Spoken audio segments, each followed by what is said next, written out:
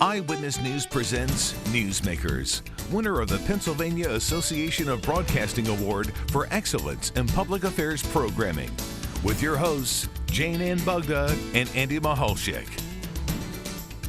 Hello and welcome to Newsmakers. I'm Andy Mehalshick. And I'm Jayne and Bugda. Pennsylvania is home to the fourth largest veterans population in the United States.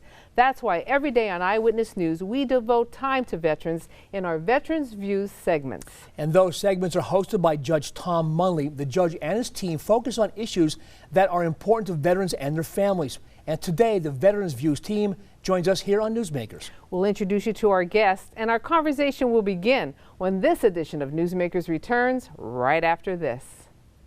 Welcome back to Newsmakers. I'm Jayne Ann Bugda along with Andy Mehalshick.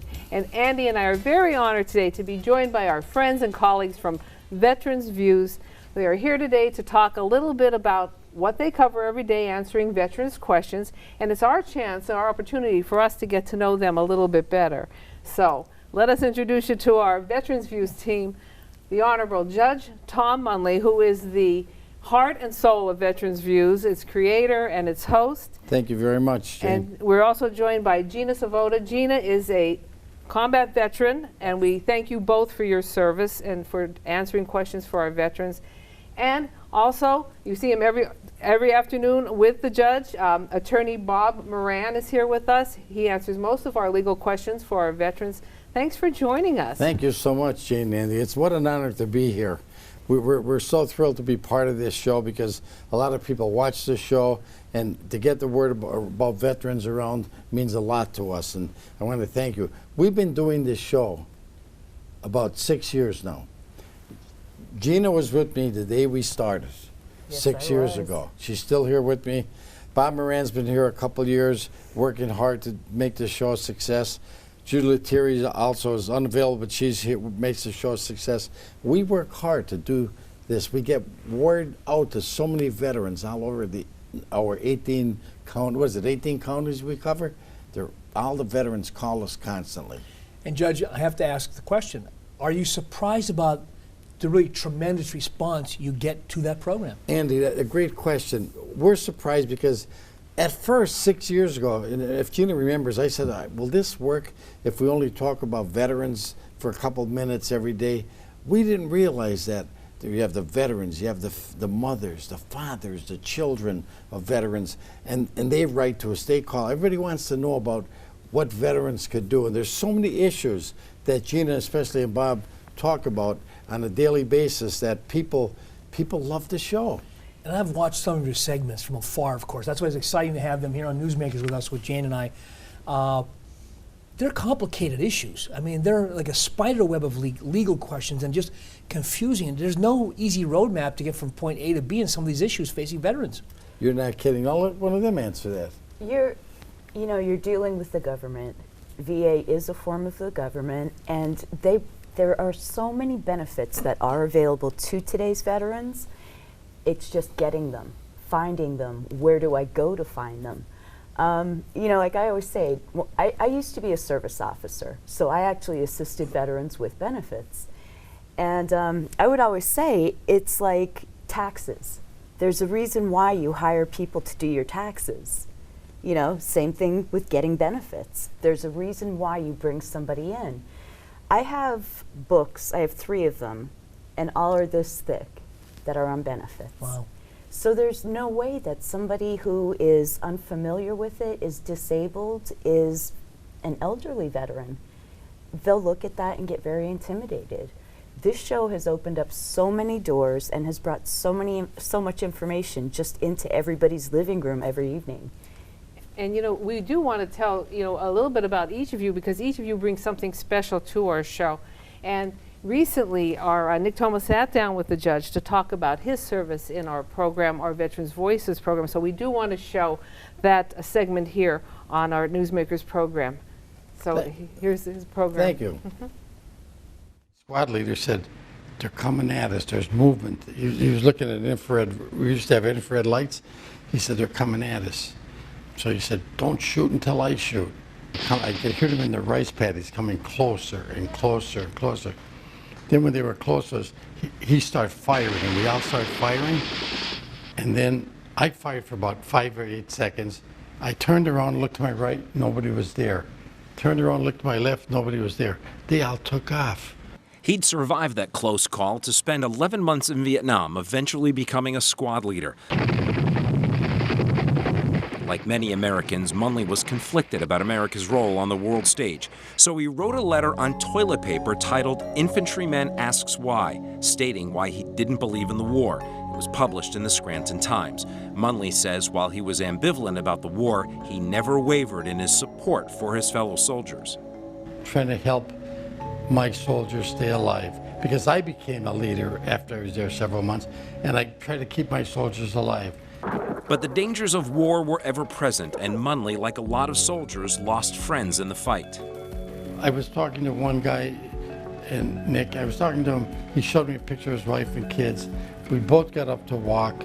Somebody called me and I turned around and walked away. He stepped on a booby trap. I was right next to him, he got blown to smithereens. Munley used the GI Bill to get his law degree, but his Vietnam experience stayed with him forever. He readily admits it made him a better person and judge. And the lawyers just say to me, don't you get upset? Don't you get nervous before your trials? I said, nervous? How about going out on patrol and having people shooting at you with I used to hear bullets whizzing over my head. I got stung by a scorpion. How about getting stung by a scorpion? How about that stuff? So in the middle of nowhere where there's maybe yeah. So this stuff is nothing. And with veterans' views, he has the platform to keep the promise he made to his fellow soldiers on the other side of the world. We're all in this together. We answer every veteran's question. We get them. We help hundreds and hundreds of vets, Nick, every month that call us. And we're getting them help with their benefits, help with housing, help with the Gina Munley Center to get them. So we're doing our job. No doubt, a lot of memories there, I'm sure, looking and listening to that great story. And Judge, what goes through your mind when you see that young Tom Munley in harm's way, serving our nation? But that was a different Tom Munley, but it made you who you are today. Andy, you're right. It was so hard to be in a jungle like that and fight like that. It wasn't easy. But you know, it made everything in life after that so easy for me. I remember when I was a trial lawyer, I wasn't nervous when I was trying a case. I mean, everything, after going through that, when you see people die on a regular basis and stuff like that, I said to myself, whatever, you know, there's an old saying that we used to wear on our helmet, when I die, I'm going to go to heaven because I spent my time in hell. That was hell on earth. So now we're in heaven. And you realized it at that moment in real time. I mean, that was so many years ago, but you knew it at that moment. I never forgot about it. I knew it in that moment. I never forgot about it this day. I talked to Bob Moran about it and Gina all the time. And Gina, you also served our country. Tell us a little bit about your service. I was in the original Gulf War, Operations Desert Shield, Desert Storm. I was a truck driver, and we supported First Army and 1st Cav, and also the Marines. So we delivered everything from water to ammunition to food to, that was my camp. It was, I got to see parts of Saudi Arabia, Iraq, that if I was stationed in one area, I never would have gotten to see. Communication was so different then, which is something that's really mind-boggling almost. When I was over there, newspapers were 2 weeks behind. There was a period of time that our only outside communication was with BBC Radio, and we got it for about 2 hours every night. You have to drive 20 miles to make a phone call. You know, one thing about being in combat, you know that you're always going to have a brother or a sister close by. You know, that's how I think of the judge. We're battle buddies. And you bring your expertise and your experiences to our Veterans Youth Program. And Bob, you bring your legal mind to us. So tell us a little bit about your career. I try to, and thank you for saying that. It's a real honor to be on this show, to be joined by Gina and Judge Munley in particular. You know, I didn't have the honor and distinction of serving in the military, so it is an honor, and I'm forever grateful to Judge Munley and to Gina in particular for their service, and for all the veterans out there. So that's why it is an honor for me to come on at night. And as Andy alluded to earlier, these are some complicated issues, and the legal system in particular is complicated.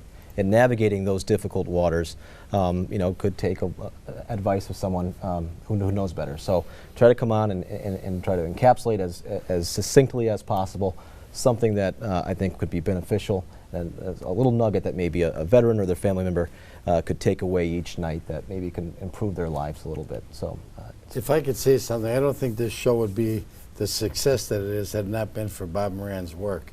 He answers the questions, he works hard, and actually, he's very popular on television, too. A lot of times So we hear. Yeah, a lot of times people So we say, hear. I'm on TV with them, they say, can we see more of Bob Moran? I say, what about me? Hey, I say that all the time when I was People come and they go. We were talking about so many concerns. You're talking about nuggets and really the spider web of information. That is there one marquee question, one benefit that people ask questions about? Is there one big topic that you folks address more than anything? Come on, Bob, you answer Or that. say the top 2 or 3? Yeah. yeah, well, it's particularly about benefits and benefits that veterans are entitled to, and there are a whole host of benefits. And Gina, I'm sure, can kind of go through the list. So I often talk about on the show, for instance, we're looking for a discharge upgrade or health care benefits.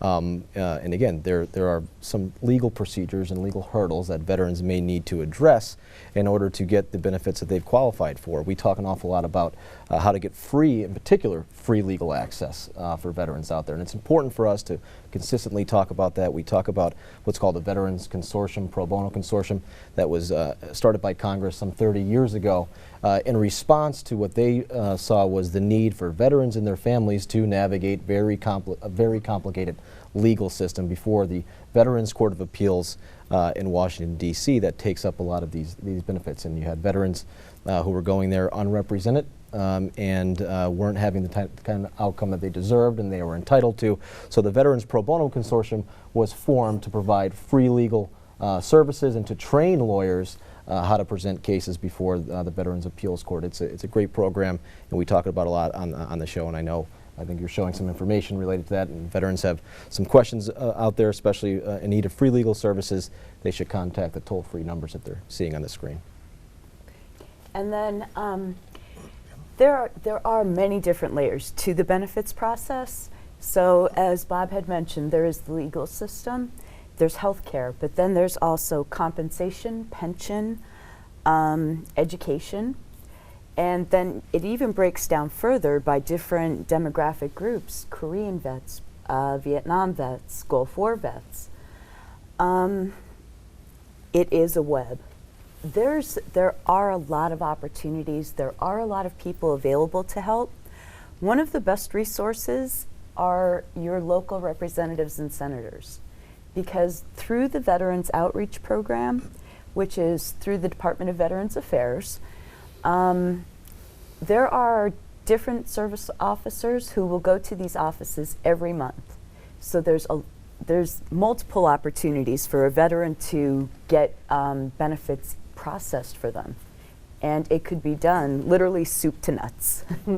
And we had the number up there, and that is the number, that is the Veterans Use Hotline for veterans who have questions or their families for the judge and his team to answer.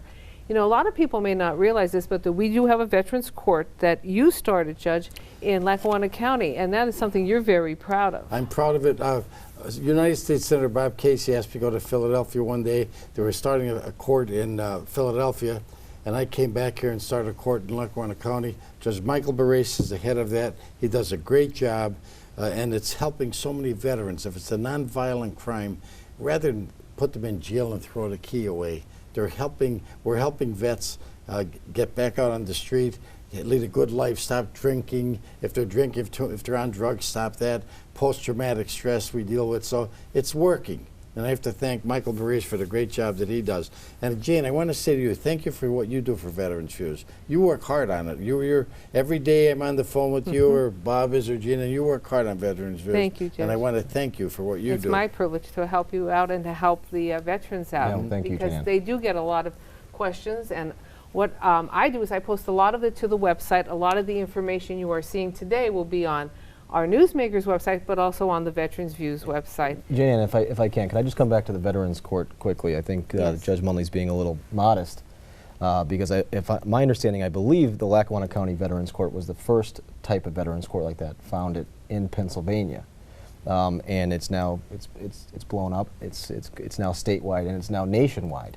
There are states all over the country that are enacting their programs to mirror the type of program that was founded and started in Lackawanna County. So Judge Munley, again, deserves that distinction and that honor, true. and Judge Michael Barrace is carrying that on in Lackawanna County. And Your Honor, talking about the Veterans Court, or the Veterans Court, is some of it the factor that sometimes the veterans get into problems because of their service, maybe an impact, PTSD, or something that Absolutely. impacted their goodness, lives yes. in service, that now they're ending up on the wrong side of the law, maybe because, again, not condoning anything, but maybe they deserve or need a little extra hand to get out of that situation. And you hit the nail right on the head.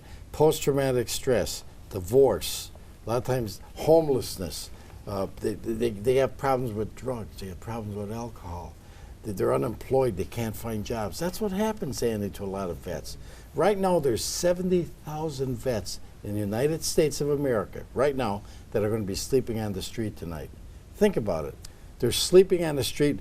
No, they're on grates. They're in alleyways.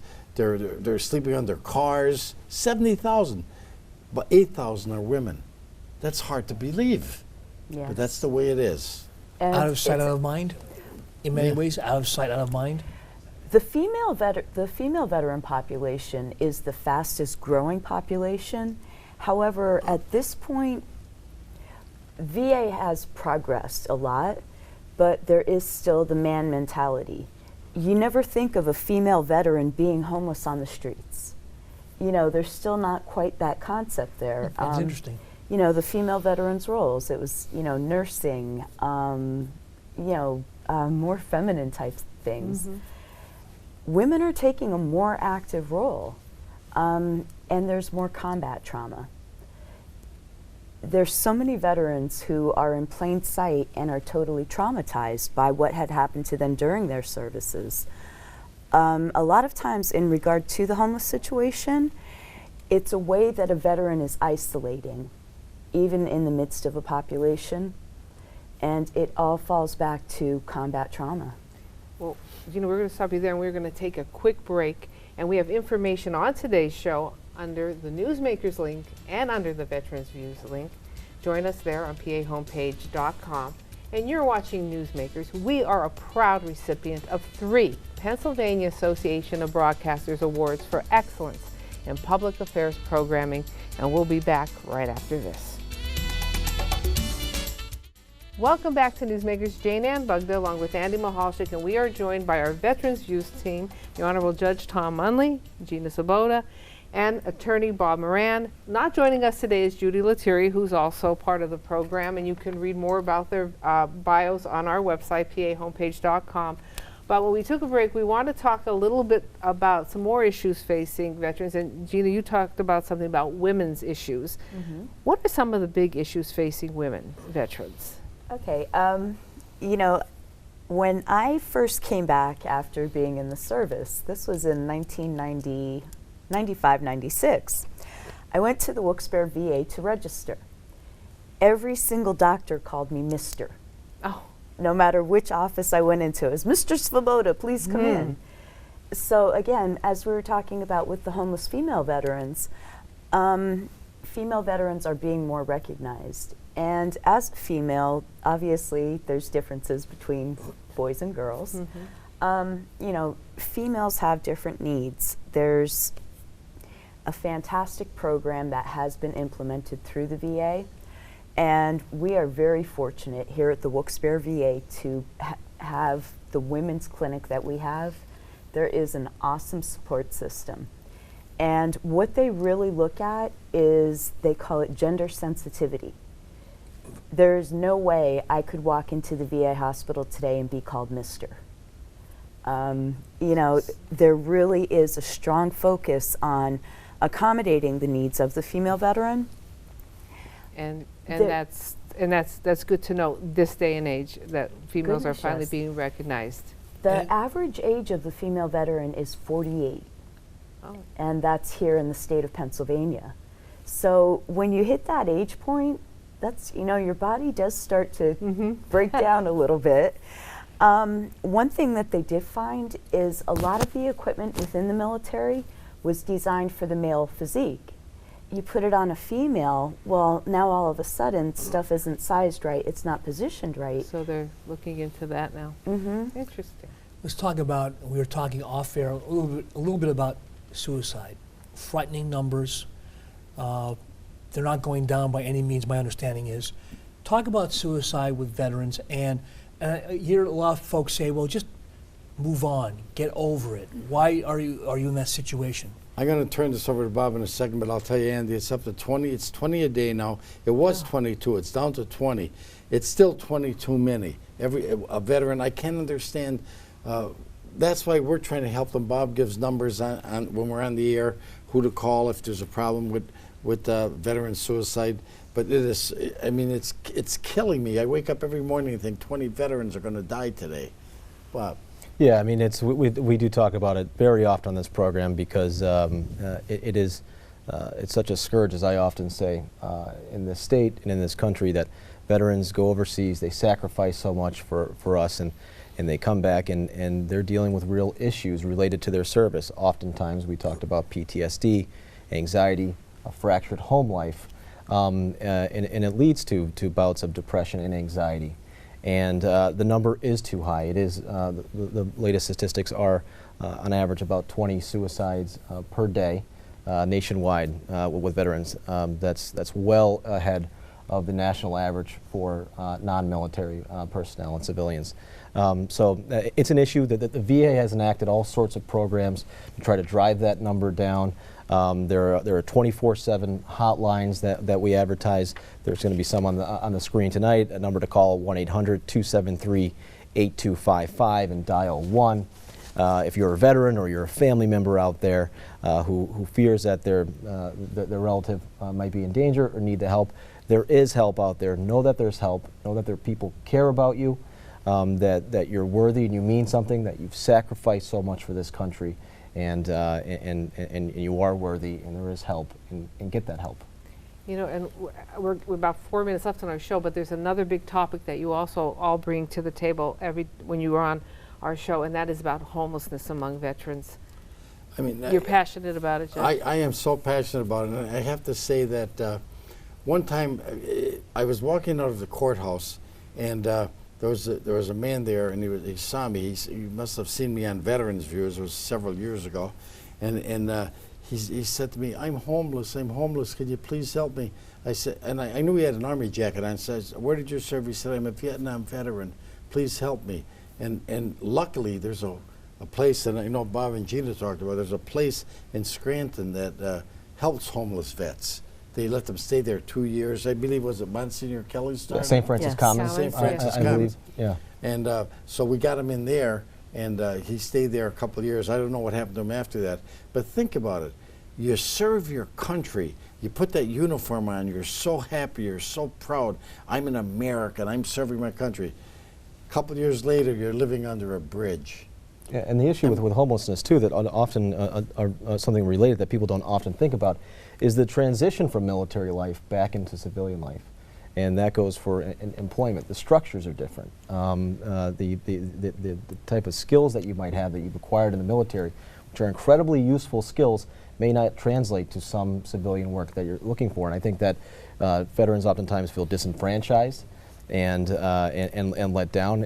And so getting meaningful, gainful employment, obviously, if you cannot get that, it's difficult to maintain a lifestyle, it's difficult to maintain a home, and that leads to homelessness. On top of that are the issues of that we talk about all the time: PTSD and anxiety, alcoholism, drug use, all contribute to homelessness, which again outpaces the civilian average throughout the United States. And is part of the problem, if I can, is part of the problem or situation dynamic that maybe they are forced to leave their family, or their family, I won't say kicks them out, but because there are problems, their situation, they have to leave and they go to the street because either they realize they can't stay in this house anymore, or the family in the home says, we can't deal with this anymore.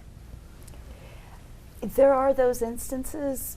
One of the biggest thing with any type of combat trauma is isolation. So the veteran will be taking a step back, and they themselves may be separating from society. On the bright side, there are some amazing programs in place that are exclusive to homeless veterans. As both Judge and Bob mentioned, St. Francis Commons is an example. There is a private woman veterans home right here in the Luzerne County area. There's education benefits, there's actual home benefits. There is a package available, so you just need to reach out. Call us. Mm-hmm. And I do want to remind everyone that the number is on the screen. If you have a question for Veterans Views, give them a call. They'll answer it. They're very busy all the time. A lot of people write in questions, a lot of people email in questions to us at our news desk on pahomepage.com. So we're happy to pass them along to all of you. There's a lot of good topics, and not only do you answer questions, but you also educate us about, Blue Star Moms, about Blue Water Vets, about the Korean War, and every aspect of veterans' life. Judge Munley, Gina Svoboda, Bob Moran, we want to thank you for joining us today on Newsmakers. And I want to thank you, Andy, and you, Gina, for giving us a chance to put the word out about veterans. Well, thank you so much. Thank you for your service. Yes. In the service and beyond. And Bob, of course, in the latest battle, it's in the courtroom. Right. In many ways. So for Thank you guys everyone here today and everyone behind the scene, I'm Jayne Bugda along with Andy Mehalshick. Thank you for making Newsmakers part of your day, and we'll talk again next time.